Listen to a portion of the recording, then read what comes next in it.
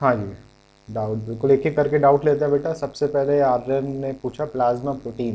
बेटा जैसे कि एट्थ क्लास में आपको एक फ्लो चार्ट याद होगा, जब हमने पढ़ाया था कि जो ब्लड होता है वो दो पार्ट्स में डिवाइड होता है। एक होता है प्लाज्मा और दूसरा होता है फॉर्म्ड एलिमेंट्स। ठीक है, अगर आपको याद हो तो फॉर्म्ड एलिमेंट्स में तो हम वो तीन सेल्स पढ़ लेते थे, आरबीसी, डब्ल्यूबीसी और प्लेटलेट्स। ठीक है, बट अगर हम प्लाज्मा की बात करें तो इन तीन सेल के अलावा जो भी ब्लड में होता है वो सब किसका पार्ट बन जाता है? प्लाज्मा का पार्ट बन जाता है। ठीक है, अब प्लाज्मा के अंदर बहुत सारी चीज़ें हैं। प्लाज्मा में वाटर होगा, न्यूट्रिएंट्स होंगे, मिनरल्स होंगे, बहुत सारे प्रोटीन्स होंगे, और उन प्रोटीन्स को हम क्या बोलते हैं? Plasma proteins.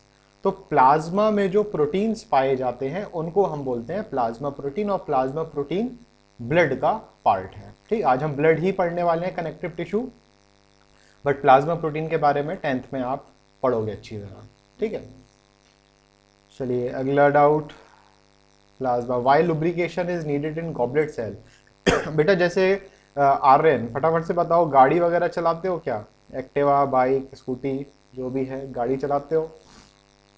यस, चलो गाड़ी चलाते हो तो गाड़ी में जो इंजन होता है, इंजन में ऑयल डालते हो कि बिना इंजन के गाड़ी चल जाती है? ऑयल ज़रूरी है। क्यों डाला जाता है ऑयल? ताकि जो बाइक में या जो उस इंजन में जो पार्ट्स हैं उनके बीच में फ्रिक्शन प्रोड्यूस ना हो, लुब्रिकेशन बना रहे। ठीक है, अगर उनके बीच वो हम ऑयल नहीं डालेंगे तो होगा क्या? लुब्रिकेशन नहीं होगा और हीट प्रोड्यूस होगी, जिससे मैकेनिकल प्रॉब्लम आ सकती है। सर जोया बोल रही है वो ज्वाइन नहीं कर पा रही। यहाँ पे बेटा रिक्वेस्ट नहीं आई है, जोया से बोलिए दोबारा से सेंड करें। ठीक है, तो आर्यन, एक मिनट आकांक्षा रुक जाइए। तो यहाँ पे बेटा जैसे कि ऑयल की ज़रूरत होती है फ्रिक्शन प्रोड्यूस ना हो, इसी तरीके से हमारी बॉडी में लुब्रिकेशन का इंपॉर्टेंस है, ताकि हमारे जो ब्लड के पार्ट्स हैं, जहाँ जहाँ ये गॉबलेट सेल्स हैं म्यूकस सिक्रीट कर रहे हैं, वहाँ पे फ्रिक्शन प्रोड्यूस ना हो। क्योंकि अगर वहाँ फ्रिक्शन प्रोड्यूस होगा, जैसे कि गले की बात करें, ठीक है, गले में भी ये गॉबलेट सेल्स प्रेजेंट होते हैं। तो जब आप बहुत ज़्यादा बोलते हो तो जितना ज़्यादा हम बोलते जाएंगे उसकी वजह से क्या होगा? गला सूखता जाता है। तो हमारे वोकल कॉर्ड्स में भी गॉबलेट सेल्स होते हैं जो लुब्रिकेशन प्रोड्यूस करते हैं, म्यूकस सिक्रीट करते हैं, ताकि जो गला होता है वो वेट बना रहे और फ्रिक्शन ना बने। ठीक है Aryan? The cells of elephant and rat are of the same size और डिफरेंट साइज। ठीक है, ये किसी और ने भी कल क्वेश्चन पूछा था रैट और एलिफेंट का, यहाँ पे बच्चों के डाउट हो रहा था। देखिए बेटा, जो सेल होता है, सेल जो आप डायग्राम में जनरली पहली बार पढ़ते हो, जो आपने 6th क्लास में पढ़ा था, या जो 9th क्लास में भी फर्स्ट टाइम आपने सेल का जो डायग्राम देखा था, उसमें वो रेक्टेंगल सा शेप बनाते हैं, उसके अंदर दुनिया भर के ऑर्गेनिज्म डालते हैं, वो आपके दिमाग में वो इमेज है सेल की। अगर उससे रिलेटेड हम बात करें तो सेल का जो साइज है वो ऑलमोस्ट सेम होता है। चाहे वो रैट हो या एलिफेंट है, ऑलमोस्ट सेम होता है। बट अगर हम डिटेल में जाएं, जैसे रैट है, रैट के अंदर जो अलग अलग ऑर्गन्स हैं, जैसे नर्वस सिस्टम है, तो उसमें न्यूरॉन का शेप और साइज अलग होगा। ठीक है, बट जो न्यूरॉन का जो शेप होगा और जो साइज होगा वो ऑलमोस्ट सेम होगा न्यूरॉन के जो एलिफेंट में प्रेजेंट है। हार्ट के जो सेल का शेप और साइज है वो सेम होगा, जो कि रैट में और एलिफेंट दोनों में। तो साइज डिपेंड करेगा कि वो किस टाइप का सेल है। ठीक है, तो इसका मतलब ये नहीं कि भाई एलिफेंट अगर साइज में बड़ा है तो उसमें बड़ा, बहुत बड़ा सेल होगा, ऐसा नहीं है। अगर रैट छोटे साइज का है तो मान लीजिए अगर उसमें 100 सेल्स हैं, तो एलिफेंट है उसमें सेम टाइप ऑफ सेल्स होंगे, बट वो 1000 हो सकते हैं। ठीक है, ये एग्जाम्पल है, तो आई होप समझ गए होंगे आकांक्षा आप।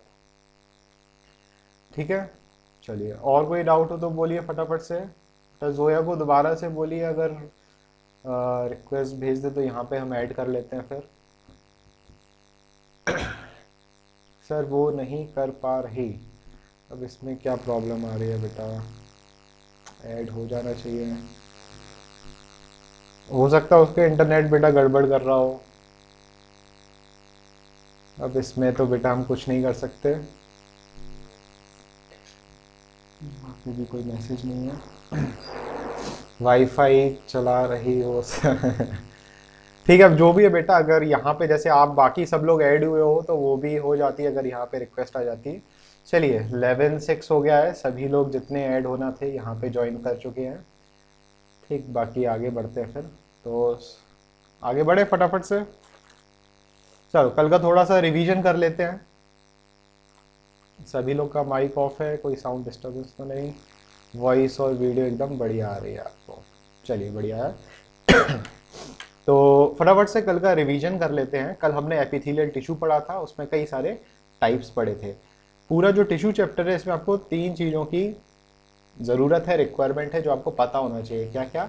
स्ट्रक्चर, लोकेशन और फंक्शन। ठीक है, कोई भी टिश्यू है उसका स्ट्रक्चर आपको पता होना चाहिए, लोकेशन और फंक्शन।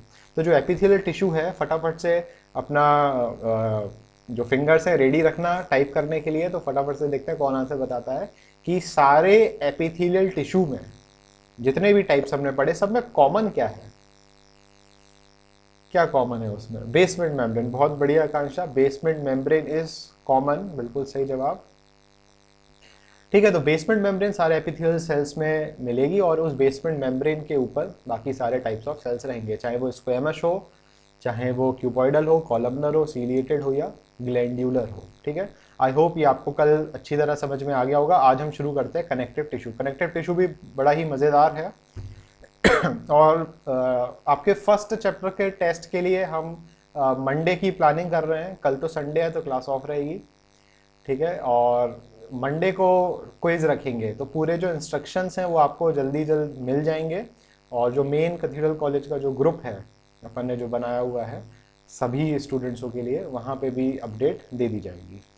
ठीक है, तो शुरू करते हैं फटाफट से। साउंड प्रॉब्लम हो रही है तो बेटा इंटरनेट प्रॉब्लम होगी, बाकी सबको साउंड क्लियर है? यहाँ पे माइक तो ठीक लगा है। ठीक है, जिसको भी साउंड की प्रॉब्लम हो रही है बेटा, इंटरनेट में गड़बड़ है, क्योंकि बाकियों को तो साफ आवाज़ आ रही है यहाँ पे। चलिए चलिए शुरू करते हैं, स्क्रीन स्विच करते हैं। आप सभी लोग अपनी वीडियो अगर ऑन करके रखे हो तो ऑफ कर सकते हो। यहाँ पे खैर सभी की वीडियो ऑफ है तो हम भी ऑफ कर देते हैं ताकि स्पीड हमारी भी बढ़िया बनी रहे। ठीक है, फटाफट से स्क्रीन प्रेजेंट करते हैं। जैसे ही स्क्रीन दिखने लगे, बुक दिखने लगे, तो एक मैसेज कर देना कि विजिबल होने लगी है बुक।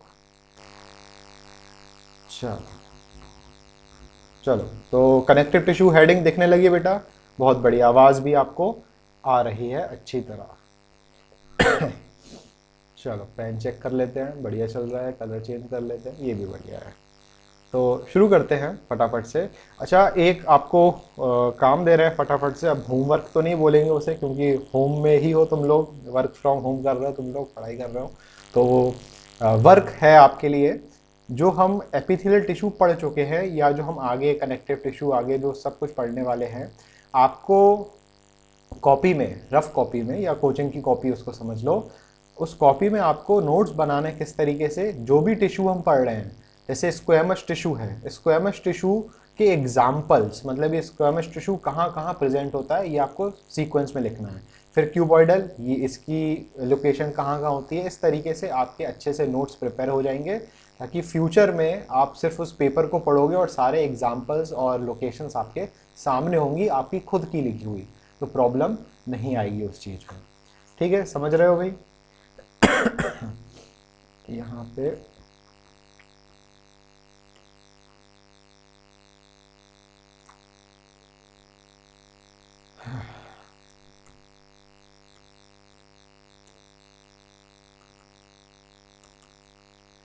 चलिए तो शुरू करते हैं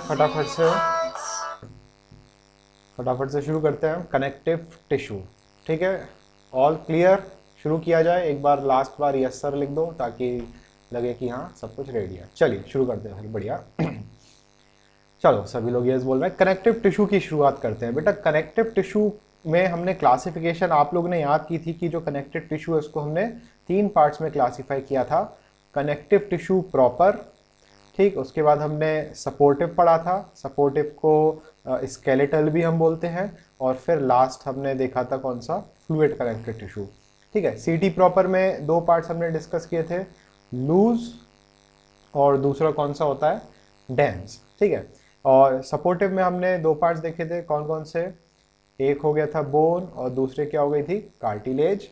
ठीक। और फ्लूइड में आप लोग ने जो याद किया था, वो फ्लूइड में भी दो पार्ट्स देखे थे, एक था हमारा ब्लड और दूसरा कौन सा था, लिम्फ वाला पार्ट। लूज में हमने दो पार्ट्स में क्लासिफाई किया था। ठीक है। लूज में एक था एरियोलर और दूसरा कौन सा था बेटा, एडिपोज। राइट। और डेंस की अगर हम बात करें तो डेंस में हमने एक जगह देखा था टेंडन्स, और दूसरा पार्ट जो था वो क्या था हमारा, लिगामेंट्स। ठीक है। तो रफली ये फ्लो चार्ट ड्रॉ किया है, आप लोग को याद हो चुका है, होमवर्क में आपको दिया था, आप लोग ने भी याद बड़ी ईमानदारी से किया था, तो ये आपको याद आ गया होगा। ठीक है। तो शुरू करते हैं फटाफट से, क्या लिखा हुआ है, द कनेक्टिव टिश्यू बाइंड्स। ठीक है। तो ये जोड़ के रखता है वन टिश्यू विथ अनदर, मतलब कि एक टिश्यू को दूसरे टिश्यू से कनेक्ट करने के लिए कौन काम में आता है, connective tissue. And also connects various organs keeping them in proper place. ठीक है। अब जो आपका हार्ट है, अभी आपका हार्ट आपके चेस्ट में है, अब ऐसा तो नहीं होता है कि आप भाग रहे हो, दौड़ रहे हो और हार्ट सीधे खिसक के आपके पैरों में चला गया। ठीक है। या दिमाग आपका ऊपर है, दौड़ते दौड़ते घुटनों में चला गया दिमाग, ऐसा तो बिल्कुल नहीं होता है। मतलब कि ये जो कनेक्टिव टिश्यू है ये प्रॉपर प्लेस पे बाइंड करके रख रहा है। ठीक है। अब इसमें 3 कैरेक्टरिस्टिक्स दिए गए हैं। abundance of intercellular substance, the matrix. Intercellular मतलब दो सेल के बीच में क्या होता है, मैट्रिक्स। बेटा ये मैट्रिक्स और कहाँ पढ़ा था हमने, फटाफट से बताइए, ये मैट्रिक्स कहाँ पढ़ा था, माइटोकॉन्ड्रिया में। बहुत बढ़िया आ रहे हैं आकांक्षा, माइटोकॉन्ड्रिया में हमने मैट्रिक्स पढ़ा था। तो मैट्रिक्स यहाँ पे सिंपल सा मतलब, बस अभी ये समझो कि वो मैट्रिक्स क्या है, फ्लूइड, और उस फ्लूइड में बहुत सारी एलिमेंट्स या मटेरियल प्रेजेंट होता है। तो इस मैट्रिक्स में क्या क्या प्रेजेंट होगा, फ्यूअर सेलुलर एलिमेंट्स, मतलब कि जो सेल में जो एलिमेंट्स होंगे, या हम बोले मैट्रिक्स में ये एलिमेंट्स प्रेजेंट होंगे। और थर्ड क्या है, फाइबर्स। फाइबर्स भी यहाँ 3 टाइप की जनरली मिलती है, बट आपके इस बुक में शायद एक भी फाइबर का नाम नहीं है, सरिता अग्रवाल में आपको मिलेगा। ठीक है। तो फाइबर में एक हो गया आपका कोलेजन, और जो दूसरा फाइबर है वो होता है इलास्टिन। ठीक है। तो ये फाइबर्स हैं। फाइबर्स का मतलब ऐसे समझो जैसे जो अपन ने कोकोनट के रेशे पढ़े थे ना स्क्लेरेनकाइमा में, उस टाइप के फाइबर्स होते हैं, रेशे जैसे स्ट्रक्चर होते हैं, ब्लड में या कनेक्टिव टिश्यू में प्रेजेंट होते हैं। ठीक है। तो यहाँ तक बड़ा सा सिंपल सा है, यहाँ पे कोई दिक्कत हो तो बोलो, नहीं हो तो आगे बढ़ते हैं। ठीक है। एनपी लिख सकते हो, एनपी, एनपी मतलब नो प्रॉब्लम। ठीक है। आप ही लोग से सीखे ही हम एनपी शॉर्ट फॉर्म, तो नो प्रॉब्लम। चलिए आगे बढ़ते हैं फिर, सब धीरे धीरे होगा, जितना बेटा सिलेबस में हम उसके अकॉर्डिंग पढ़ेंगे। डिटेल में पढ़ने के लिए तो फिर दिन भर पढ़ते रहो, अनलिमिटेड चीज़ें हैं पढ़ने के लिए, बट जो अपन को मेन अभी हाल फिलहाल ऑनलाइन क्लास में फोकस करना है, ताकि आप कम से कम और क्वालिटी से क्वालिटी सीख पाओ, इसलिए अपन कुछ चीज़ें लिमिटेड रखेंगे। ठीक। जो एग्जाम पॉइंट ऑफ व्यू से इंपॉर्टेंट है वो सब अपन डिस्कस करेंगे। The connective tissue is classified as follows. Connective tissue proper आपको पता ही है, CT proper serves for packaging and binding.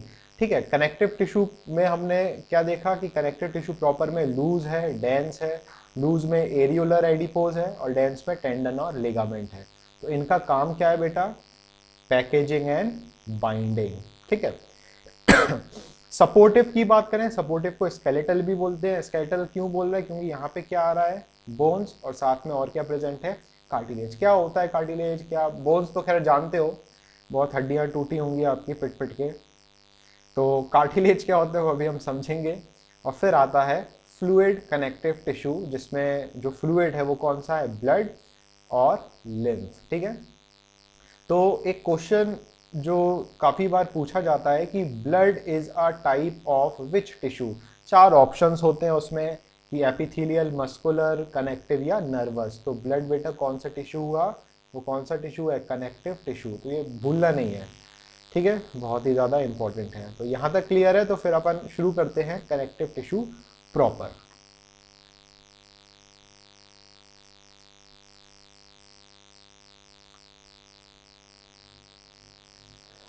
चलिए शुरू करते हैं। connective tissue proper, its three subcategories are as follow. यहाँ पे देखिए थ्री सब कैटेगरीज कैसे डिवाइड किया। एक तो लूज में कौन कौन सा डाल दिया, एरियोलर, और कौन सा डाल दिया, एडिपोज। ये तो हो गया कौन सा, लूज। ठीक है। डेंस की बात करें तो उसको एक कैटेगरी में रख दिया, फिब्रस, जिसमें क्या क्या उन्होंने पुट कर दिए, टेंडन्स और लेगामेंट्स। तो बिल्कुल कंफ्यूज नहीं होना है, ठीक है। तो ये दोनों हो गए लूज, और ये दोनों किस टिश्यू में आ जाएंगे, ये दोनों हो जाएंगे डेंस में, और डेंस का उन्होंने एक नाम क्या रख दिया, फिब्रस कनेक्टिव टिश्यू। ठीक, चलिए आगे बढ़ते हैं। एरियोलर की बात करते हैं। एरियोलर को इमेजिन करने की कोशिश करना, ठीक है। एल्बर्ट आइंस्टीन का कोटेशन याद ही होगा आपको। तो एक एग्जाम्पल देते हैं आपको, बड़ा ही अच्छा सा एग्जाम्पल, सुनना बस ध्यान से। कि जैसे आपके घर की बात करें तो आपके घर में ग्लास, कांच के ग्लास का सेट होता है, जो कि 6 ग्लास का होता है, और वो ग्लास थर्माकोल में रखे हुए होते हैं। ठीक है, इमेजिन कर पा रहे हो, समझ पा रहे हो कि क्या बात कर रहे हैं हम। हाँ समझ पा, प्रियांश तो समझ गया, ठीक। तो ऐसे समझो कि वो जो पैकेट है जिसमें वो 6 कांच के ग्लास रखे हैं, और वो थर्माकोल की उसमें पॉकेट्स हैं जिसमें वो ग्लास रखे हुए हैं। तो अगर आप उस पूरे पैकेट को थर्माकोल समेत उसमें जो 6 ग्लास है पूरे उठाते हो और दौड़ते हो इधर उधर जाते हो, तो क्या ग्लास टूट जाते हैं? लिखते रहो, नहीं नहीं टूटते। क्यों? क्योंकि वो बहुत अच्छी तरीके से पैक्ड हैं। किसमें पैक्ड हैं? थर्माकोल की पैकिंग में पैक्ड हैं, तो वो हिलते भी नहीं है। समझ रहे हो? तो एरियोलर जो टिश्यू है, अब स्क्रीन पे देखना बेटा ध्यान से, जो एरियोलर टिश्यू है, ये एरियोलर टिश्यू क्या कर रहा है, उन्हीं जो हमारी बॉडी के अंदर जो ऑर्गन्स हैं वो अपनी अपनी जगह फिक्स है। अब आप दौड़ो, खेलो, कूदो, उल्टे हो जाओ, जो भी करो, आपके ऑर्गन्स तो अपनी जगह ही बने रहते हैं ना। दिमाग घुटनों में तो नहीं आ जाता है, वहीं रहता है। क्यों? क्योंकि ये एरियोलर टिश्यू जो है वो उन सब मटेरियल की क्या कर रहा है बेटा, पैकेजिंग कर रहा है। समझ पा रहे हो एरियोलर किस तरीके से पैकेजिंग करता है? तो वो जो कांच के ग्लास हैं वो क्या है, ऑर्गन्स। ठीक है, कांच के ग्लास हैं ऑर्गन्स, और वो जो थर्माकोल है वो क्या हो जाएगा बेटा, एरियोलर टिश्यू। तो इस तरीके से ऑर्गन्स और जो अलग अलग पार्ट्स हैं हमारी बॉडी के, उनकी पैकेजिंग करता है। ठीक है, रीड कर रहे हैं, ध्यान से पढ़ो। It is most widely spread occurring beneath the epidermis of skin. Skin की टॉप मोस्ट लेयर कौन सी होती है, एपिडर्मस। और बेटा एपिडर्मस हमने कहाँ पढ़ा है, देखते हैं सबसे पहले कौन आंसर देता है। एपिडर्मस कहाँ पढ़ा है हमने, स्टेम। ठीक है, स्टेम, ठीक है। थोड़ा कैटेगरी बताइए। लीफ भी करेक्ट आंसर है, बट मोर करेक्ट आंसर हम एक्सपेक्ट कर रहे हैं प्लांट टिश्यू से। इन मेरिस्टेम नहीं बेटा। एपिडर्मस की कैटेगरी कौन सी थी, परमानेंट। परमानेंट में भी कौन सा, 3 पढ़े थे परमानेंट में, जाइलम फ्लोएम नहीं, भूल गए तुम लोग। चलो याद दिलाते हैं। एपिडर्मस में हमने 3 पढ़े थे, प्रोटेक्टिव, सपोर्टिव और कॉम्प्लेक्स या कंडक्टिव। प्रोटेक्टिव और सपोर्टेड किस में आते थे, सिंपल में। हमने पढ़ा था कि एपिडर्मस के ऊपर वाटरप्रूफ लेयर होती है। वो वाटरप्रूफ लेयर किसकी बनी हुई होती है, वाटरप्रूफ लेयर एपिडर्मस के ऊपर कौन किस सब्सटेंस की बनी होती है बेटा, किसी का आंसर नहीं आ रहा है। क्यूटेन, बहुत बढ़िया, निमिष ने सही दिया, अब सब ने धीरे धीरे दे दिया आंसर। बिल्कुल सही बेटा। आर्यन लिग्निन नहीं है, लिग्निन प्रेजेंट होता है आपका स्क्लेरिन कायमा में। ठीक है, सुबेरिन प्रेजेंट होता है कॉर्क सेल में। और एपिडर्मिस पे वाटरप्रूफ लेयर कौन सी होती है, क्यूटिन की। ठीक है, तो पुराना भूलना नहीं है, पुराना भूलते जाओगे तो सब बेकार है। चलिए आगे बढ़ते हैं। It makes the skin elastic and helps it to withstand pulling strain. ये जो डायग्राम बनाया जरा प्रैक्टिकल करके देखो, अपने हाथ को इस तरीके से खींच के देखो और चेक करो क्या स्किन थोड़ी बहुत स्ट्रेच हो रही है। हो रही है तो यस सर लिख दो ज़रा, बट प्रैक्टिकल करने के बाद ही लिखना कि हाँ हम भी करके देख लेते हैं। हाँ स्ट्रेच तो हो रही है, सभी की स्ट्रेच हो रही है। तो यहाँ पे एक्चुअली कौन रिस्पॉन्सिबल है, एरियोलर कनेक्टिव टिश्यू। ठीक है, तो मेन आपको बेटा क्या याद रखना है, पैकेजिंग ऑफ द टिश्यू। और जो हमने एग्जाम्पल आपको दिया थर्माकोल और कांच के ग्लास वाला, तो यह कांच के ग्लास हो गए आपके ऑर्गन्स, थर्माकोल हो गया एरियोलर टिश्यू। तो इस तरीके से वो पैकेजिंग और प्रोटेक्शन में हेल्प करता है। ठीक है, चलो आगे बढ़ते हैं, एडिपोज शुरू करते हैं। एडिपोज, एडिपोज का मतलब क्या है इधर, फैट, फैट मतलब एक तरीके से मोटापा, ठीक है। अब यहाँ पे एक्चुअल ही मोटापा तो है ही आंसर, बट साथ में और कई सारी चीजें हैं, पढ़ते हैं इसको। It has specialised cells which store fat. तो ये एडिपोज वर्ड याद रखना है बेटा, एडिपोज वर्ड बहुत ज़्यादा इंपॉर्टेंट है। कभी भी फैट से रिलेटेड टिश्यू में क्वेश्चन आता है तो हमेशा आंसर क्या जाना है, adipose. This tissue forms padding under the skin and around kidney, eyeball, etc. Padding का मतलब है एक लेयर बना देता है प्रोटेक्शन के लिए। जैसे कि अगर हम बात करें किडनी की बात करें तो ये हमारे पास क्या हो गई, किडनी। अब किडनी को प्रोटेक्शन करना है तो किडनी के से सराउंड करेगा एक टिश्यू, ठीक है, ताकि किडनी को प्रोटेक्शन भी मिले और कई सारे फंक्शंस अभी डिस्कस करते हैं इसके। तो ये कौन सा टिश्यू हो जाएगा, एडिपोज टिश्यू, ठीक है। तो पैडिंग का मतलब है कि उसके सरफेस एरिया पे लगा हुआ है ताकि प्रोटेक्शन बना रहे। तो कहाँ पे प्रेजेंट होगा, अंडर द स्किन। अब बेटा जो लोग बहुत ज़्यादा ये खाते हैं जंक फूड, फास्ट फूड खाते हैं, रोज़ पिज़्ज़ा बर्गर खा रहे हैं, समोसे खा रहे हैं, अब तो खैर 2 महीने से कुछ भी पॉसिबल नहीं हो रहा है किसी के लिए, बट कुछ ज़माने पहले की बात कर रहे हैं 2019-18 की, कि जब लोग बहुत ज़्यादा जंक फूड खाते थे तो उसकी वजह से क्या होता है, ये जो उस जंक फूड में क्या प्रेजेंट होता है बेटा, फैट। वो फैट डिपॉजिट हो जाता है स्किन में, एपिडर्मिस के नीचे सब क्यूटेनियस लेयर में। पूरा एक चैप्टर आएगा आगे थर्ड टर्म में स्किन, तब और डिस्कस करेंगे डिटेल में।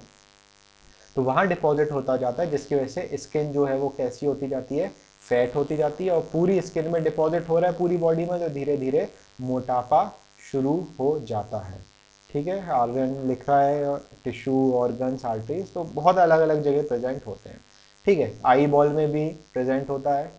10th क्लास में आई बॉल का स्ट्रक्चर डिटेल में आएगा, तब अच्छी तरह डिस्कस करेंगे। कुछ एग्जांपल्स और लेते हैं, सुनना ध्यान से, स्क्रीन पे कुछ नहीं करने वाले, बस सुनो ध्यान से। सूमो पहलवान को जानते हो, सूमो पहलवान, यस लिख दो ताकि समझ में आए कि हाँ एक दो बच्चे तो जानते हैं, ठीक है। वो जो खूब भयंकर मोटे से होते हैं, आप बहुत मोटे से होते हैं और वो फाइट करते हैं, जैसे WWE होती है ना, तो उसमें तो बढ़िया बॉडी बिल्डर होते हैं फाइट करने वाले, सूमो पहलवान बहुत मोटे होते हैं। शायद जापान में ये गेम होता है सूमो पहलवानों का। तो उनको इमेजिन करो, बहुत मोटे और बहुत खतरनाक टाइप के दिखाई देते हैं। तो एक एग्जाम्पल लेते हैं, फॉर एग्जाम्पल आर्यन का एग्जाम्पल लेते हैं। आर्यन खड़ा है और आर्यन के बगल में सूमो पहलवान है, ठीक है। अब उन दोनों के सामने निमिष खड़ा हुआ है, ठीक है। निमिष रेडी हो भाई इमेजिन करने के लिए। तो अब निमिष खड़ा है, निमिष के सामने कौन कौन है, एक सूमो पहलवान है और एक आर्यन है। अब निमिष को एक टास्क मिला कि दोनों के पेट पे एक बहुत कस के पंच मारना है। तो आप बताओ कि ज्यादा दर्द किसको होगा, आर्यन को दर्द होगा कि सूमो पहलवान को दर्द होगा? आर्यन को दर्द होगा, ठीक है ना, सिंपल सी बात है, आर्यन को दर्द होने वाला है। क्यों? क्योंकि आर्यन की जो स्किन है उसके नीचे इतना ज्यादा एडिपोज टिश्यू नहीं है, इतना ज्यादा फैट का डिपोजिशन नहीं है। इसकी वजह से ये जो फैट है, ये उस जो शॉक है, जो पंच मारा निमिष ने, उसको वो एब्जॉर्ब नहीं कर पाया।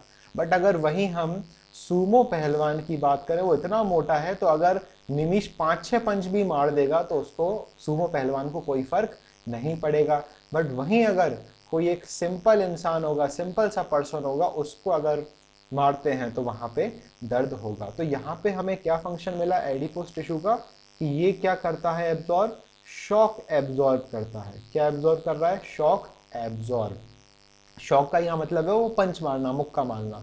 तो सूमो पहलवान को कोई फर्क नहीं पड़ा, तो उसने क्या कर लिया, एडिपोज टिश्यू ने शॉक एब्जॉर्ब कर लिया। मतलब कि यहाँ एक बहुत अच्छा एक पॉइंट मिला कि जो लोग जितने ज़्यादा मोटे होते हैं उनको उतना कम मार का फर्क पड़ता है। कि अगर आपके घर वाले आपको डांट रहे हैं, मार रहे हैं डंडों से, जो भी जैसा भी पिट रहे हो अगर, तो अगर आप बहुत ज़्यादा मोटे हो, आपके अंदर एडिपोज टिश्यू बहुत ज़्यादा है, तो आपको कोई फर्क नहीं पड़ेगा। आर्यन इलेक्ट्रिक शॉक नहीं, यहाँ पे पंच दिया बेटा, मैकेनिकल शॉक एब्जॉर्ब की बात कर रहे हैं, ठीक है। ये कौन सा शॉक है, मैकेनिकल, ना कि इलेक्ट्रिकल, ठीक है। साथ ही साथ ये एडिपोज टिश्यू जो है ये इंसुलेशन का भी काम करता है। किसका काम करता है, इंसुलेशन का। ये हीट को अपनी बॉडी में कंजर्व करके रखता है। इसीलिए शायद आपने नोटिस किया होगा कि जो लोग फैट होते हैं और जो थिन होते हैं, जो फैट लोग होते हैं उनको ठंड कम लगती है, समझ रहे हो, उनको जो ठंड है उनको कम लगती है, बट जो पतले लोग होते हैं उनको ठंड ज़्यादा लगती है। इसका रीज़न ये है कि मोटे लोगों में जो हीट होती है बॉडी की वो कंजर्व होती है, कंजर्व होके रहती है, तो ठंड के मौसम में भी उनकी बॉडी में हीट मेंटेन रहती है, इसलिए उनको इतनी सर्दी नहीं लगती है। बट जो पतले लोग होते हैं उनके पास फैट जो है वो क्या है बेटा, कम फैट है, ठीक है। तो हीट जो होगी उनकी बॉडी से क्या हो जाएगी, लॉस हो जाएगी, इन्वायरमेंट में चली जाएगी, तो फिर जो कोल्ड एयर होगी वो उनकी बॉडी पे लगेगी और उनको ठंड भी लगेगी। आई होप समझ पा रहे हो क्या कहना चाह रहे हैं। ठीक है, इतना समझ में आया बेटा आप लोग को?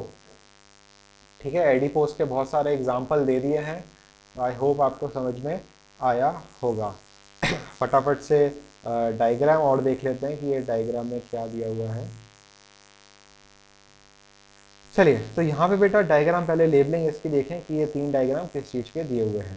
पहला डायग्राम जो है वो कौन सा है, fibrous with non living matrix which contain scattered cells and fibres. वो 2 फाइबर आपको कौन सी बताई थी, किसी को याद है? स्पीड में लिखो जरा, अगर वो 2 फाइबर आपको याद हो जो हमने आपको बताई थी।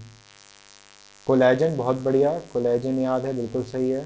एक हो गई कोलेजन और दूसरी हो गई इलास्टिक, बहुत बढ़िया। आर्यन, आर्यन मेरे ख्याल से साथ में पेन और कॉपी भी रेडी करके रखता है ताकि वो नई चीज़ लिख रहा हो, या सरिता अग्रवाल बुक, चलो जो भी है, आर्यन ने सही जवाब दिया, बहुत बढ़िया। ठीक है, तो यहाँ पे अगर हम बात करें तो मैट्रिक्स आप समझने लगे हो, ये हो गई क्या, फाइबर्स, ये एक सेल है, ठीक है, ये सेल है तो इसका ये न्यूक्लियस हो गया, और ये इन्होंने क्या दे दिया, फिब्रस कनेक्टिव टिश्यू। ठीक है, यहाँ सेकंड डायग्राम भी दिया हुआ है। ये फिर बोन और कार्टिलेज का है, तो उसको हम बाद में देखेंगे। ठीक है, ये भी बोन का है, जब बोन डिस्कस करेंगे तब देखेंगे। ठीक है, तो यहाँ पे और एक्स्ट्रा चीज़ें दी हुई हैं, padding, padding under skin acts as an insulation, समझ रहे हो बेटा, insulation for retaining the body heat. ठीक है, तो ये पॉइंट आपको समझ में आ गया होगा।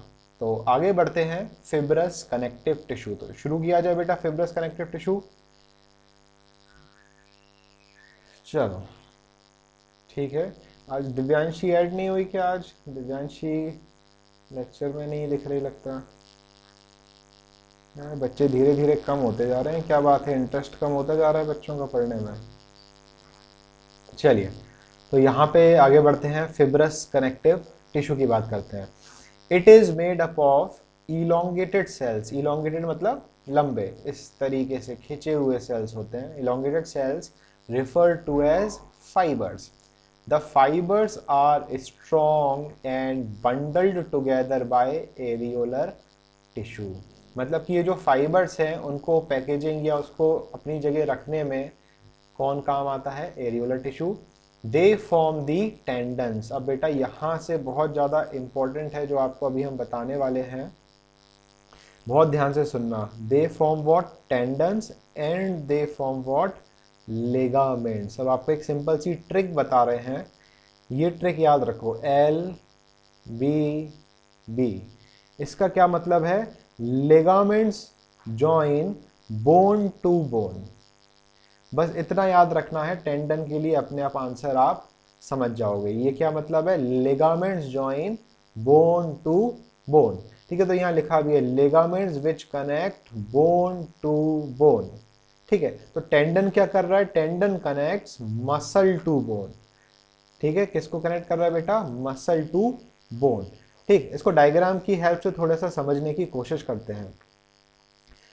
शोल्डर से लेके आपकी एल्बो तक, ध्यान से सुनना, शोल्डर से लेके आपकी एल्बो तक जो बोन होती है उस बोन को हम क्या बोलते हैं, ह्यूमरस। इस बोन का क्या नाम है बेटा, ह्यूमरस। ठीक है, इसके बाद एल्बो से लेके आपके जो रिस्ट है, ठीक है, यहाँ भी 2 बोन होती हैं, तो उसका डायग्राम ऐसे इस तरीके से बना दे रहा है।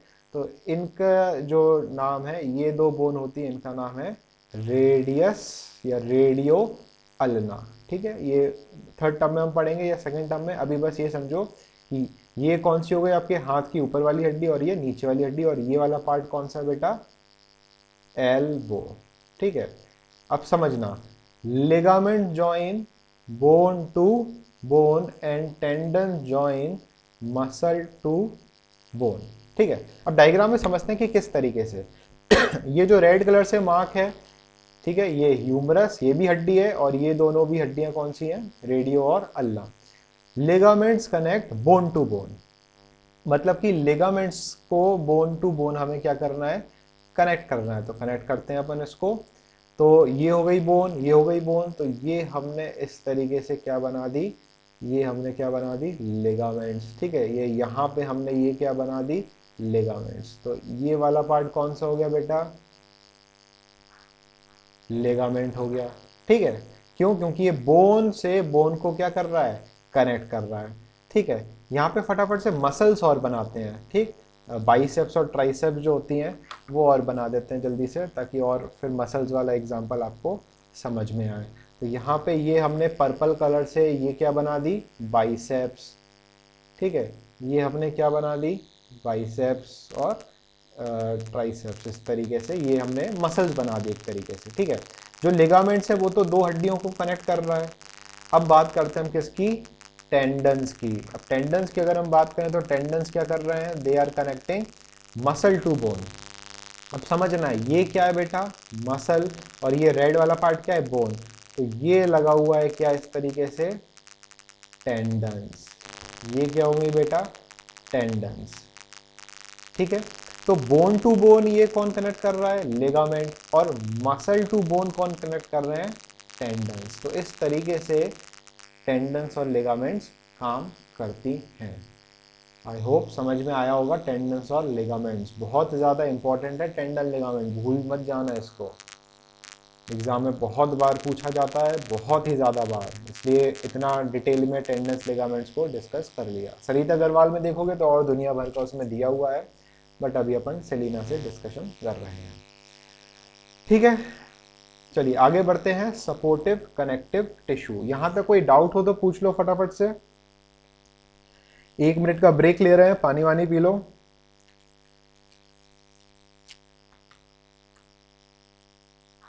यहाँ पे कोई नहीं है ऐड होने के लिए।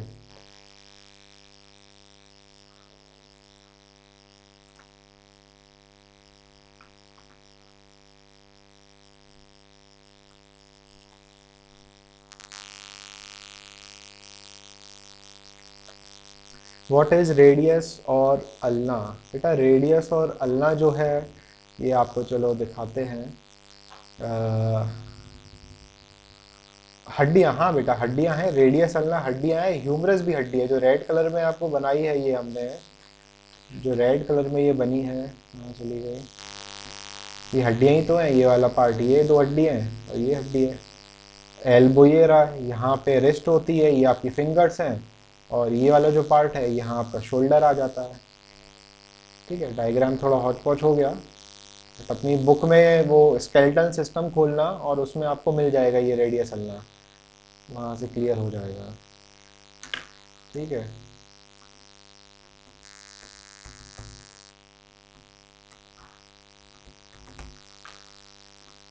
यहाँ पे हमको दिखाते हैं।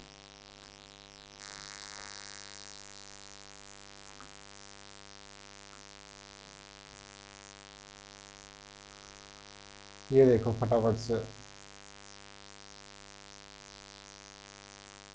हाँ जी, एक फोटो आई है आपके पास हाथ की, आर्यन। ठीक है, स्क्रीन पे देखो ध्यान से, ये वाला पार्ट क्या हो गया, ये वाला पार्ट क्या है, ये क्या है, शोल्डर।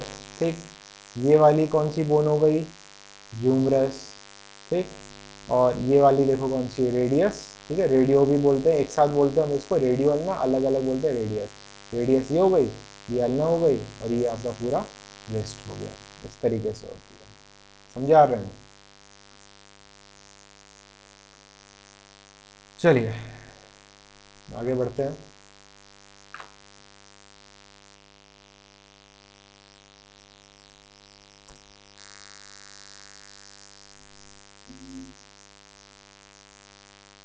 चलो सपोर्टिव कनेक्टिव टिश्यू शुरू करते हैं फटाफट से।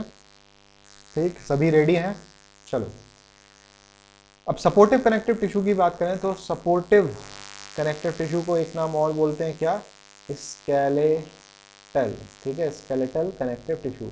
ग्रीन कलर भी बढ़िया रहता है। और कोई कलर सजेस्ट करो ज़रा बढ़िया सा, यहाँ पे अपन जो बढ़िया विजिबल हो। येलो तो आंखों में लगेगा तुम लोग के। चलो रेड ही ले लेते हैं दूसरा। एक अपने पास रेड हो गया और दूसरा कलर ब्लैक कहाँ से मिलेगी?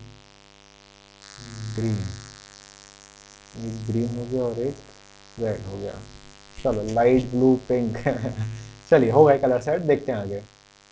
ध्यान दीजिए स्क्रीन पे, कार्टिलेज देखते हैं। Cartilage is non porous. Porous मतलब खोखला, तो कार्टिलेज खोखला नहीं होता है। ठीक है, it has a thickened intercellular substance called matrix. देखो बेटा मैट्रिक्स फिर से आ गया। अब एक बात समझ लो कि ये मैट्रिक्स एक्चुअल में है क्या। मैट्रिक्स एक फ्लूइड है। ठीक है, पूरी बायोलॉजी में कहीं पे भी फ्लूइड जैसा सब्सटेंस अगर हमें कुछ सेल्स में या अलग अलग पार्ट्स में मिल रहा है, वहां पे उसको टर्म मैट्रिक्स देते हैं। मैट्रिक्स का कंपोजिशन जो है वो सेल टू सेल या पार्ट टू पार्ट डिफर करता है। माइटोकॉन्ड्रिया में हमने देखा था मैट्रिक्स के अंदर राइबोसोम, डीएनए वगैरह था। यहाँ पे अगर हम देखें तो कुछ और मिलता है मैट्रिक्स में। ठीक है, वाई नॉट इन साइटोप्लाज्म। क्या बेटा why not in cytoplasm? Cytoplasm में हम मैट्रिक्स नहीं बोलते हैं।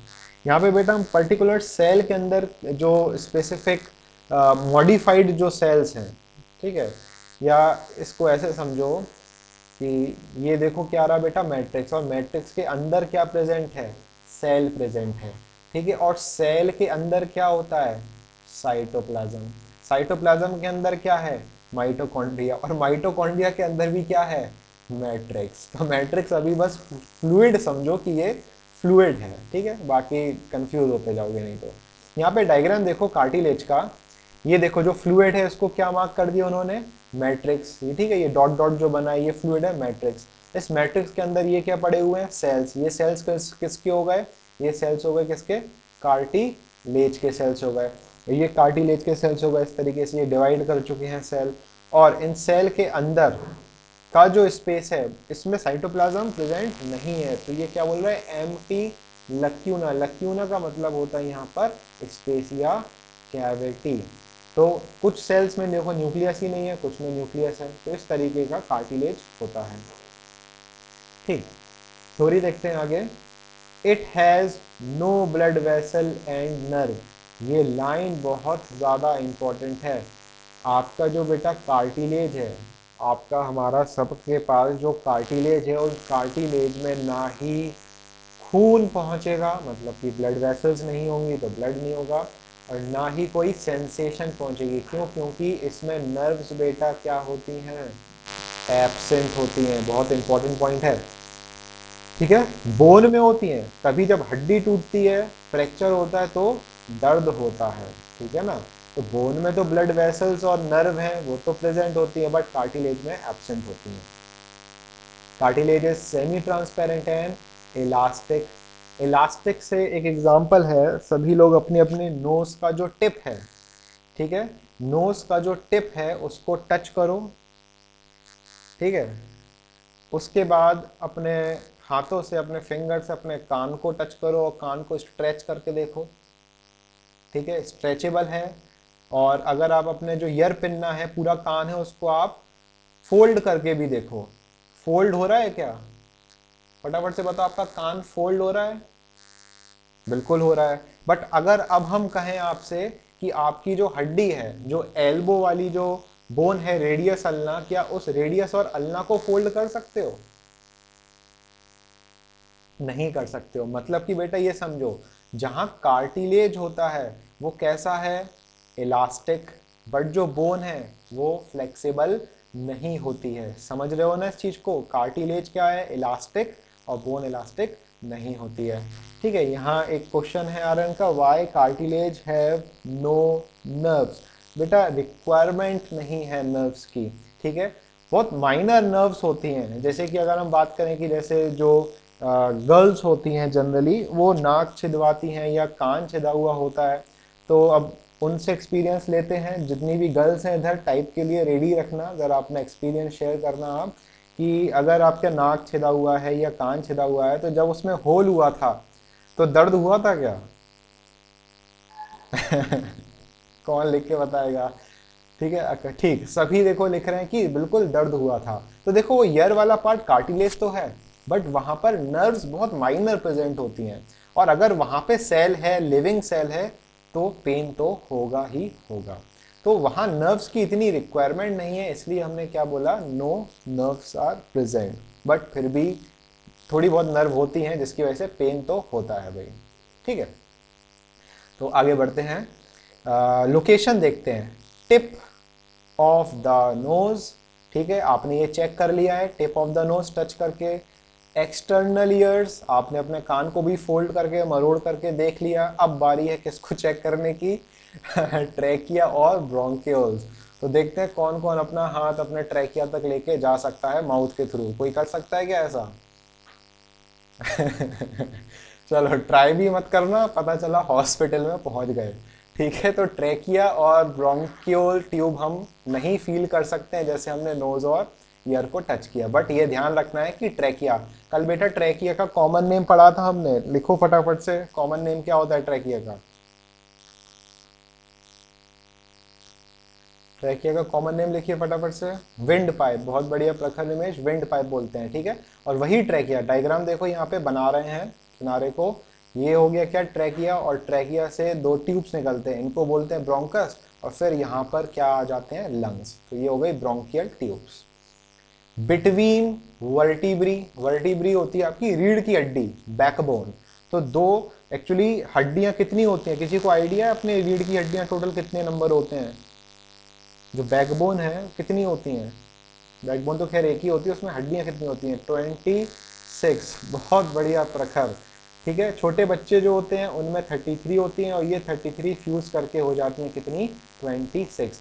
तो डायग्राम देखते हैं यहाँ पे, ऐसे एक हड्डी ये रही, फिर अगली हड्डी ये रही, फिर अगली हड्डी ये रही, फिर नेक्स्ट बोन ये, फिर नेक्स्ट वर्टिब्री, नेक्स्ट वर्टिब्री, ऐसे करते करते करते करते एक एडल्ट में कितनी हो जाती हैं, 26। Tirath 32 is the wrong answer, Aryan 32 18 गलत है, प्रखर का ठीक है 26। ठीक है, 33 in child and 26 in adult. ठीक है, तो 33 से 26 कैसे हो जाती हैं बेटा, ये फ्यूज कर जाती हैं। इसीलिए जो छोटे बच्चे होते हैं, कोई बताएगा बेटा छोटे बच्चों में टोटल कितनी हड्डियां होती हैं? प्रखर से एक्सपेक्ट कर रहे हैं हम आंसर।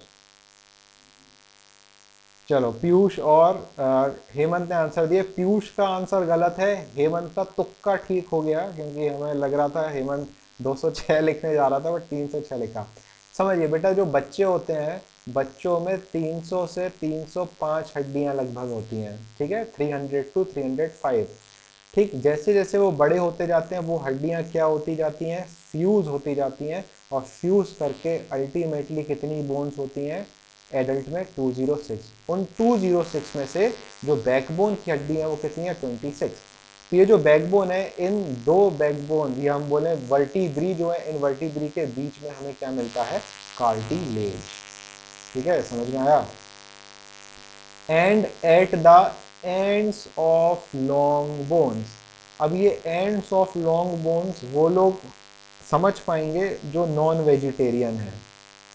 ठीक है, कोई है नॉन वेजिटेरियन है? तो सर अभी हम लोगों में कितनी है बेटा, आपके में नंबर वेरी कर रहा होगा, अभी आप लोग एडल्ट जो एज है वो टच करने वाले हो, तो 26 और 33 इनके बीच में डाउनवर्ड जा रहे होगे। हो सकता है आपके में अभी 28 हो, या हो सकता है 27 हो, और फिर लास्ट में एडल्ट हो जाओगे 18-20 साल तक, तब आपके में 26 हो जाएंगी। हाँ जी, यहाँ पे क्वेश्चन है कि भाई एंड ऑफ लॉन्ग बोन्स। चलो, जो लोग नॉन वेज खाते हैं, अगर आपने कभी अपनी लाइफ में चिकन वगैरह खाया है और उसका लेग पीस खाया है, ठीक है, अब लेग पीस सुनते ही साथ मुंह में पानी ना आ जाए तुम लोग के। चलो, जो लोग नॉन वेज नहीं खाते कान बंद कर लो अपने। तो यहाँ पे बात करते हैं लेग पीस की। अब ये जो लेग पीस होता है, इस तरीके से कुछ होता है, आपने एक टिकटॉक पे भी वीडियो देखी होगी वो चिकन लेग पीस वाली, जिसमें वो एक पर्सन है, वो खूब सारा चिकन लेग पीस बोल के खाता रहता है। ठीक है, तो यहाँ पे ये वाला पार्ट हो गया जहाँ पे फ्लैश होता है, और यहाँ पे एक पार्ट होता है जो बहुत ही ज़्यादा सॉफ्ट होता है। तो ये वाला जो पार्ट है बेटा, ये देखो, ये क्या है, हड्डी। इस हड्डी का जो एंड है ये कैसा है, सॉफ्ट। ठीक है, एक एग्जांपल और लेते हैं जल्दी से। ये अब कान खोल सकते हो अगर नहीं सुन रहे हो तो। टॉम एंड जेरी सभी ने देखा, और टॉम एंड जेरी में कुत्ते के लिए एक हड्डी बहुत फेमस होती है इस तरीके की, कुछ ऐसा शेप होता है उस बोन का। ठीक है ना, अब तो कोई प्रॉब्लम नहीं है। तो ये वाली बोन आपने देखी होगी टॉम एंड जेरी में या कहीं ना कहीं। तो ये हो गई क्या, बोन। ये बोन का सेंटर पार्ट है जिसको हम शाफ्ट वगैरह बोलते हैं, वो हम आगे पढ़ेंगे। अब ये हो गई क्या, एंड ऑफ लॉन्ग बोन, ये वाला पार्ट और ये वाला पार्ट। तो यहाँ पर इसके एंड ऑफ लॉन्ग बोन, यहाँ पर क्या प्रेजेंट होगा बेटा, कार्टिलेज। ठीक है ना, समझ में आ गया एग्जांपल्स। चलो चलो, अच्छा लग रहा, तुम लोग हंस भी रहे हो। हम सुन तो नहीं पा रहे हैं तुम लोग की हंसी, बट चैट बॉक्स में ज़रूर तुम लोग के इमोजी देख रहे हैं। चलिए आगे बढ़ते हैं। ठीक है, आज तो 10th क्लास का भी बैच है हमारा 12:15 से, तो आज अपन जल्दी ख़त्म कर देंगे।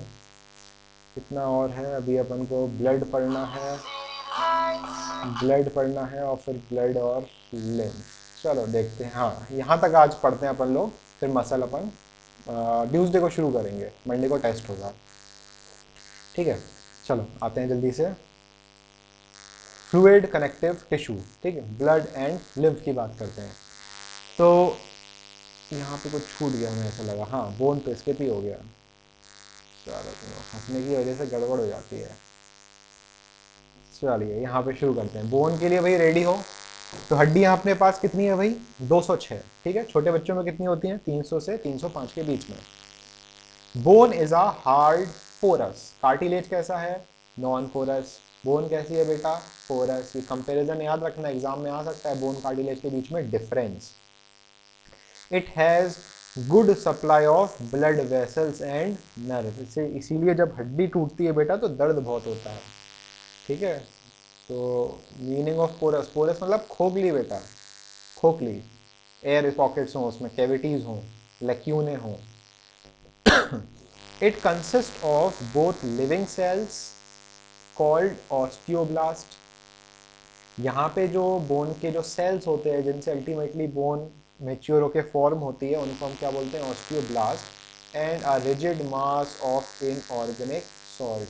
अभी बेटा सॉल्ट का मतलब ये नहीं जो अपने खाने में नमक डालते हो वो नमक अपनी हड्डियों में प्रेजेंट होता है, केमिस्ट्री का पार्ट है इनऑर्गेनिक सॉल्ट्स। यहाँ पे सोडियम, पोटेशियम, कैल्शियम, इनके सॉल्ट्स प्रेजेंट होते हैं। ठीक है, जैसे कैल्शियम फॉस्फेट हो गया। कैल्शियम आपने पढ़ा होगा, स्ट्रॉन्ग बोन्स एंड टीथ के लिए हमें कैल्शियम और फॉस्फोरस की रिक्वायरमेंट होती है। कैल्शियम और फॉस्फोरस स्ट्रॉन्ग बोन्स और टीथ के लिए बहुत ज़्यादा ज़रूरी है। ठीक है, NaCl तो खाने वाला नमक होता है, वो अपनी बॉडी में भी प्रेजेंट होता है, बट यहाँ पे NaCl नहीं होगा इनऑर्गेनिक सॉल्ट्स में हाल फिलहाल। ठीक है, यहाँ पे डायग्राम देखते हैं, कुछ इंपॉर्टेंट है इस डायग्राम में। ये बोन का सेल, ये जो बोन का सेल है इसको हमने क्या बोला, ऑस्टियोब्लास्ट।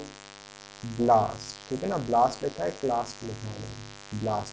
ठीक है, तो यहाँ पे ये सेल का नाम क्या है, ऑस्टियोब्लास्ट। ठीक है, अब या ये डायग्राम बेटा बोन का क्रॉस सेक्शन है। अगर हम बोन को माइक्रोस्कोप में चेक करेंगे तो कुछ ऐसे दिखेगी। इसमें ये सेंटर वाला पार्ट होता है, इसको हम बोलते हैं हेबर्शियन कैनाल। जिंदगी भर याद रखना ये नाम, हेबर्शियन कैनाल। शॉर्ट में जरा HC लिखो चैट बॉक्स में, लगे कि हाँ सुन रहे हो। हाँ, तो ये जो हेबर्शियन कैनाल है बेटा बहुत ज़्यादा इंपॉर्टेंट है। क्या है अभी डिस्कस करते हैं। तो सेंटर में आपको हेबर्शियन कैनाल मिलेगा, और उसमें साइड में, पेरीफेरी में उसी के, इस तरीके से ये जो ऑस्टियोब्लास्ट सेल्स हैं वो कंसेंट्रिक रिंग्स में अरेंज होंगे। कंसेंट्रिक का मतलब होता है जैसे ये सेंटर है तो एक रिंग ये, उसकी इक्वल डिस्टेंस पर अगली रिंग, उसकी इक्वल डिस्टेंस पर अगली रिंग, उसकी इक्वल डिस्टेंस पर अगली, फिर इक्वल डिस्टेंस पर अगली। तो आप देखोगे यहाँ पे एक के बाद एक के बाद एक रिंग्स बनी हुई है, तो इनको हमने क्या बोला, कंसेंट्रिक रिंग्स। और यहाँ पे वर्ड क्या बोल रहे हैं, लेमेली। मैट्रिक्स आ गया, फिर से कनेक्टिव टिश्यू है तो मैट्रिक्स तो होना ही होना है, और फिर ये क्या होगा, बोन सेल्स। ठीक है, अब देखिए जैसे कि हमने अभी अभी पढ़ा, यहाँ पे सप्लाई किस किस की चाहिए, ब्लड और नर्व्स की। तो वो ब्लड और नर्व की सप्लाई किसके थ्रू आती है बेटा? हेवर्शियन कैनाल के थ्रू आती है। ठीक है। ऑस्टियोब्लास्ट, हाँ कीरत, ऑस्टियोब्लास्ट हो जाएगा बोन सेल का नाम। बट यहाँ पे ब्लड और नर्व के लिए सप्लाई कहाँ से आएगी? हेवर्शियन कैनाल, और ये पूरे सेल्स में सप्लाई करेगा। इसीलिए जब हड्डी टूटती है तो बड़ा ही खतरनाक वाला दर्द होता है। किसी की टूटी है क्या आप लोग में से हड्डी? कभी फ्रैक्चर वैक्चर हुआ है तुम लोग में से किसी का? चलो अच्छी बात है, ध्यान रखो भाई। इतना भी खतरनाक खेल कूद मत लेना कि हड्डी टूट जाए, और जब हड्डी टूटे तो पता चला आसिफ सर याद आ रहे हैं, हाँ सर आपने बताया था ब्लड वेसल्स और नर्व होती है, बहुत दर्द हो रहा है। तो वो दिन ना देखना पड़े आप लोग को। ठीक है सर, यू टेल नहीं बेटा, हम अभी कभी फ्रैक्चर नहीं हुआ, और दुआ करो कि ना हो कभी, आप लोग भी सही सलामत मस्त रहो। चलिए आगे बढ़ते हैं, ब्लड की बात करते हैं फटाफट से। ठीक है। फ्लूइड कनेक्टिव टिश्यू, यहाँ पे क्या आ गया बेटा? फ्लूइड कनेक्टिव टिश्यू, जिसमें क्या होता है? ब्लड। ब्लड को भी बेटा आपने क्लासीफाई कर लिया था फ्लो चार्ट में, होमवर्क जो आपको मिला था, हमने देखा था कि ब्लड में आरबीसी है, डब्ल्यूबीसी है और प्लेटलेट्स हैं। ठीक है। आरबीसी का साइंटिफिक नेम एरिथ्रोसाइट, फिर ल्यूकोसाइट और फिर थ्रोम्बोसाइट। डब्ल्यूबीसी को दो पार्ट में डिवाइड किया था, ठीक, ग्रेनुलोसाइट्स और ए ग्रेनुलोसाइट्स। ग्रेनुलोसाइट्स को भी तीन पार्ट में डिवाइड किया था, इओसिनोफिल, बेसोफिल, एसिडोफिल। ठीक है। और यहाँ पे हमने ए ग्रेनुलोसाइट्स को क्लासीफाई किया था, मोनोसाइट्स और लिम्फोसाइट। प्रखर आंसर देने की बारी है बेटा अब। ये जो लिम्फोसाइट है ये भी दो पार्ट में डिवाइड थे, कौन कौन से? मैं फटाफट से बताओ प्रखर पंचाल। हाँ प्रखर बेटा रिकॉर्ड हो रहा है। टी सेल, और दूसरा कौन सा था? B cell. चलो बहुत बढ़िया, T cell and B cell record हो रहा है बेटा। तो जिसका कहीं इंटरनेट कनेक्शन में प्रॉब्लम आए, स्किप हो जाए, तो बाद में यूट्यूब से आप ज़रूर देख सकते हो। बट यूट्यूब पे डिपेंडेंट मत रहना, लाइव क्लासेस में जिस तरीके से आप सुन रहे हो, कनेक्ट कर पा रहे हो और पूछ पा रहे हो, तो वो यूट्यूब पे आप उस तरीके से नहीं कर पाते हो कभी। ठीक है ना? इसलिए कोशिश करो कि लाइव क्लास ही ज्वाइन करो, यूट्यूब तो सेकेंडरी है। वो तो जस्ट इन केस है कि अगर कुछ स्किप हो जाता है तो आप देख सकते हो। चलिए आगे बढ़ते हैं। Blood is compose of plasma. ठीक है आर्यन बेटा, plasma, the cellular part called as RBC, WBC and platelets. ये तीनों बेटा पार्ट बनाते हैं, इनको हम बोलते हैं फॉर्म्ड एलिमेंट्स। क्या बोलेंगे बेटा? Formed elements.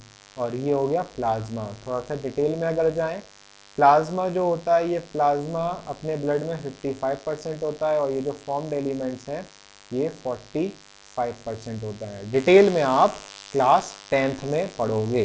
ठीक है, तो एक साल और सब्र करो। तो ब्लड में प्लाज्मा हो गया और आरबीसी हो गया, और ये फॉर्म्ड एलिमेंट्स। प्लाज्मा में बेटा प्रेजेंट होगा क्या? Plasma proteins. ठीक है। आगे देखते हैं। ये वही सिंपल से डायग्राम्स जो आप हमेशा से पढ़ते हुए आ रहे हो छोटी क्लासेस में। आरबीसी का शेप बाई कॉनकेव इस तरीके से होगा, ये डब्ल्यूबीसी के अलग अलग टाइप्स के शेप होगा, और ये हो गई प्लेटलेट्स। तो डायग्राम थोड़ा बस याद रखना इस तरीके से, बाकी डिटेल में 10th में आएगा। ठीक है। लिम्फ और ख़त्म करते हैं फटाफट से। लिम्फ को भी समझने के लिए थोड़ा सा तो समझना पड़ेगा इधर। चलो इधर देखो फटाफट से स्क्रीन पे, थोड़ा सा स्पीड में चल रहे हैं। ब्लड की बात करें बेटा, ब्लड दो पार्ट्स में डिवाइड है, क्लास 8th में भी आपको पढ़ाया था। ठीक है। एक कौन सा हो गया? प्लाज्मा, और दूसरा कौन सा हो गया? Formed elements. पूरा पूरा नहीं लिख रहे हैं इसलिए ध्यान से सुनना, कोई वर्ड स्किप हो जाएगा तो फिर कंफ्यूज होगा कि सर लिखा क्या है, कौन सी भाषा लिख दी। ठीक है। फॉर्म्ड एलिमेंट्स में तीन पार्ट्स हो गए, कौन कौन से? आरबीसी, डब्ल्यूबीसी और प्लेटलेट्स। और प्लाज्मा में सबसे ज़्यादा इंपॉर्टेंट पार्ट है प्लाज्मा प्रोटीन, जिसको पीपी लिख रहे हैं। फिर पानी हो गया, सॉल्ट्स हो गए, मिनरल्स हो गए, वाइटामिन और दुनिया भर की चीज़ें। ये सब किसकी कैटेगरी में आ गया बेटा? ब्लड। अब लिम्फ क्या होता है इसको समझते हैं। लिम्फ को अगर हम डिफाइन करना चाहें, या हम इसका इक्वेशन के फॉर्म में डिफाइन करना जाए, तो अगर हम ब्लड में से, समझना ध्यान से, अगर हम ब्लड में से तीन चीजें हटा देते हैं, ठीक है, ब्लड में से तीन चीजें हटा देते हैं, कौन कौन सी? आरबीसी हटा देते हैं, प्लेटलेट्स हटा देते हैं और प्लाज्मा प्रोटीन, ठीक है, आरबीसी, प्लेटलेट्स और प्लाज्मा प्रोटीन। तो जो भी पार्ट बचा है, कौन कौन सा पार्ट बचा है, वाइट ब्लड सेल्स और ये बाकी का जो पार्ट बचा है, ये सब मिलके क्या बनाते हैं बेटा, लिम्फ बनाते हैं। ठीक है, बहुत टिपिकल लैंग्वेज हो गई है, इससे आसान तो बुक में ही दिया हुआ है। तो ये वाला पार्ट बेटा क्या हो गया, लिम्फ। ठीक है, from the blood if we remove RBC, platelets and plasma protein, the substance that we get is called lymph. और लिम्फ में कौन सा ब्लड सेल इंपॉर्टेंट है, WBC। WBC का फंक्शन होता है phagocytosis. Aryan, what is phagocytosis? समझिए बेटा, फेगोसाइटोसिस की अगर हम बात करें, फेगोसाइटोसिस का मतलब होता है, जैसे हमने सुसाइडल बैग पढ़ा था, कौन से सेल ऑर्गेनल को सुसाइडल बैग बोलते हैं, बताइए फटाफट से। कौन से सेल ऑर्गेनल को सुसाइडल बैग बोलते हैं? लाइजोसोम, बिल्कुल ठीक। लाइजोसोम को हम सुसाइडल बैग बोलते हैं। तो याद होगा आपको, हमने बताया था कि लाइजोसोम जो है वो जर्म्स पार्टिकल को क्या करता है, इनगल्फ करता है और उसको डाइजेस्ट कर जाता है, क्योंकि उसके पास होते हैं कौन से एंजाइम, हाइड्रोलिटिक एंजाइम। इंपॉर्टेंट है, ध्यान से सुनो, कौन से एंजाइम, हाइड्रोलिटिक एंजाइम। ठीक है, ये वीडियो में डिस्कस किया था जो उसमें डली हुई है यूट्यूब पर, जो रिकॉर्डेड वीडियोज हैं, हाइड्रोलिटिक एंजाइम। तो the process by which this engulfing takes place by lysosome, ठीक है, इस प्रोसेस को क्या बोलते हैं, फेगोसाइटोसिस। मतलब कि WBC भी क्या काम कर रहा है, फेगोसाइटोसिस, मतलब कि हार्मफुल पार्टिकल्स जो है उसको इनगल्फ कर रहा है। इसलिए लिम्फ भी, लिम्फ के पास क्या है बेटा, WBC है, और WBC है तो ये हार्मफुल पार्टिकल्स को इनगल्फ करेगा और इम्यूनिटी प्रोवाइड करने के काम में आएगा। समझे? हाँ, आर्यन एसिडिक होते हैं बिल्कुल सही। चलो फटाफट से खत्म करते हैं। lymph is a fluid surrounding the body cells. It is essentially the blood plasma that has oozed out of the blood vessel। ठीक है, ब्लड वेसल्स में से जो सब्सटेंस बाहर निकल आता है उसको हम क्या बोलते हैं, लिम्फ। जिस प्रोसेस से ये बाहर निकलता है इसको हम बोलते हैं डाई एपिडेसिस। ठीक है, डाई एपिडेसिस 10th क्लास का टर्म है, अभी परेशान मत हो। तो ब्लड प्लाज्मा बाहर निकल के आ जाता है।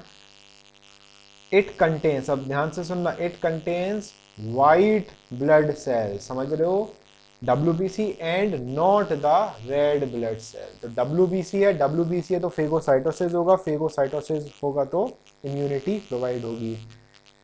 हेमंत कुशवाहा, ऊज्ड का मीनिंग, ऊज्ड का मतलब बेटा पिचक कर निकलना। जैसे कि मान लो बलून है, बलून में आपने पानी भरा और पानी भरने के बाद बलून में आपने पेन से छेद कर दिया। ठीक है, अब बलून को जब आप दबा रहे हो तो वो पिचकारी सी निकलेगी पानी की। ठीक है, तो उसको हम बोलते हैं ऊज आउट, बहना, निकलना। सर वेसल्स के बाहर कैसे आएगा, कैपिलरीज के थ्रू आएगा बेटा। आर्टरीज होती हैं, वीन्स होती हैं और बीच में यहाँ क्या होती हैं, कैपिलरीज। कैपिलरीज से ही हर चीज का एक्सचेंज चलता है, तो उन्हीं के थ्रू आएगा, कैपिलरीज के थ्रू। ठीक है ठीक, साथ साथ आर्टरीज और वीन्स में भी पोर्स वगैरह होते हैं, वहां से भी आ सकता है, बट हाल फिलहाल कैपिलरी याद रखो। Both blood and lymph are mainly concern with transportation and also with immunity, that is protection against diseases. तो लिम्फ का ये काम है। लिम्फ के बारे में थोड़ा सा और जानो इधर। लिम्फ का जो कलर है दैट इज स्ट्रॉ कलर। अभी स्ट्रॉ कलर, स्ट्रॉ तो बहुत सारे कलर की होती हैं। आप कहते हो सर जब हम पेप्सी पी रहे थे या कोल्ड ड्रिंक पी रहे थे या गन्ने का जूस पी रहे थे तो स्ट्रॉ तो उसने हमें ग्रीन कलर की भी दिखाई, क्रीम कलर की भी दिखाई, पिंक कलर की भी दिखाई, बट जनरली स्ट्रॉ कलर यहाँ पे बेटा मतलब है क्रीम कलर। क्रीम बोलो तो लाइट येलो कलर। अब तो समझ रहे हो कौन सा कलर बेटा, लाइट येलो कलर। एग्जाम में क्वेश्चन सीधे सीधे आता है, name the straw coloured fluid, answer क्या जाएगा, lymph. Name the yellow colour fluid, answer क्या जाएगा, लिम्फ। तो बस ये याद रखना है आपको इस तरीके से। ठीक है, लिम्फ के बारे में दुनिया भर का बहुत सारा है पढ़ने को, वो सब क्लास 10th में आपके आएगा। साउंड की प्रॉब्लम हो रही है। चलो अब तो लेक्चर ख़त्म ही हो गया। ट्यूसडे को हम मसल्स शुरू करेंगे बेटा, ट्यूसडे से।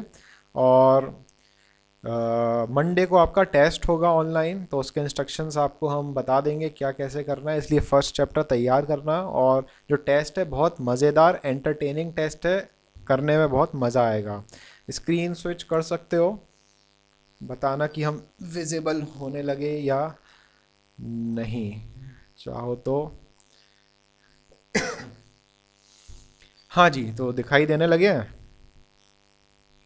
विजिबल। चलो बहुत बढ़िया। आप लोग भी चाहो तो वीडियो ऑन कर सकते हो, ज़रा देखें कौन कौन है इधर, कौन कौन तरीके से बैठ के पढ़ाई कर रहा है, कौन लेट के पढ़ाई कर रहा है, कौन खाते पीते पढ़ाई कर रहा है। चलो, और हेडफोन लगा के ही पढ़ा करो बेटा, कोशिश करो हेडफोन या कान में ईयरफोन लगा के पढ़ो, ताकि घर पे अगर आप पढ़ रहे हो तो बाकी लोगों को डिस्टर्ब ना हो और आप एकदम साफ तरीके से सुन सको। ठीक है, क्योंकि अगर माइक हेडफोन नहीं लगाओगे तो जो वॉइस है वो पूरा एको करेगी और ना आपको समझ में आएगा, घर वाले भी परेशान होंगे फिर। ठीक है, तो जोया नहीं ज्वाइन कर पाई, पता नहीं क्या प्रॉब्लम आ गई। चलो जोया से बोलना ऑनलाइन यूट्यूब पे पढ़ लेगी वो बाद में, कोई दिक्कत वाली बात नहीं है। चलिए ठीक है भाई, तो टेस्ट की तैयारी कर लेना फर्स्ट चैप्टर की, और फिर सेकंड चैप्टर का भी टेस्ट होगा। टेस्ट पेपर रेडी है आप लोग का, फर्स्ट चैप्टर का सेकंड चैप्टर का। सिंपल है, 5-5 क्वेश्चन है, MCQ है। उस टेस्ट में जो सबसे पहले जल्दी और सही आंसर देगा वो टॉप पे आता जाएगा। मज़ा आएगा टेस्ट में, और पूरी क्लास के साथ ही करेंगे, देखते हैं कितने बच्चे आते हैं उस टेस्ट में। ठीक है, चलिए फिर मिलते हैं मंडे को पूरे इंस्ट्रक्शंस के साथ। यूट्यूब पे मिलेंगे मंडे को हम, और टेस्ट के लिए फिर ट्यूसडे से फिर अपन वापस गूगल मीट पर कंटिन्यू करेंगे मसल्स। ठीक है, चलिए तो रखते हैं फिर। अगला बैच हमारा 10th क्लास का है 12:30 से, तो उसके लिए भी हमें रेडी करना है पूरा सेटअप। ठीक, तो चलिए बाय बाय, टेक केयर, और अपना नाक और कान ठीक है, ब्लड वेसल्स और नर्व्स नहीं होती हैं, संभाल के रखना। और चलो ठीक है, आज मज़ा आया पढ़ने में। चलिए, चलो बेटा, okay, bye bye, take care and stay safe. पढ़ते रहो, मज़े से पढ़ते रहो। चलिए ओके बाय, लीव कर सकते हो अब।